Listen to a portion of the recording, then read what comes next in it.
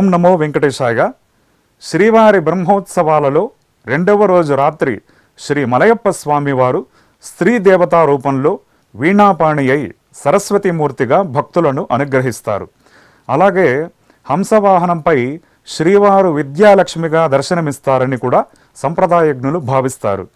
సదా గమనశీలుడైన సూర్యుడిని హంస అని కూడా పిలుస్తూ ఉంటారు. హంసవాహనాన్ని అధిరోహించి పయనించే శ్రీ వెంకటేశ్వర స్వామివారు సూర్య భగవానుడిలోని శ్రీమన్నారాయణుడికి ప్రతీక. హంసకు ఒక విశిష్టమైన గుణమున్నది. అది క్షీర నీర విభాగం చేయగలదు.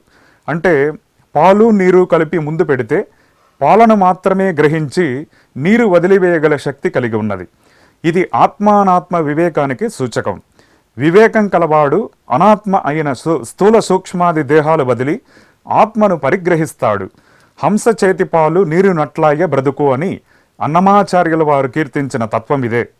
ఆత్మానాత్మ వివేకం కలవానికి భగవద్ అనుగ్రహం సంపూర్ణంగా కలుగుతుంది. భగవంతుడు వానిని పరిగ్రహిస్తాడు. హంసవాహనంలోని పరమార్థం ఇదే. అందుకే ఉపనిషత్తులు హంసస్తు పరమేశ్వర అని ఉద్ఘోషించాయి. సోహం భావం కలిగిన భక్తులలో అహంభావాన్ని తొలగించి దాసోహం అనే భావాన్ని కలిగించడానికే శ్రీనివాసుడు హంసవాహనారూఢుడై భక్తులను కటాక్షిస్తున్నారు.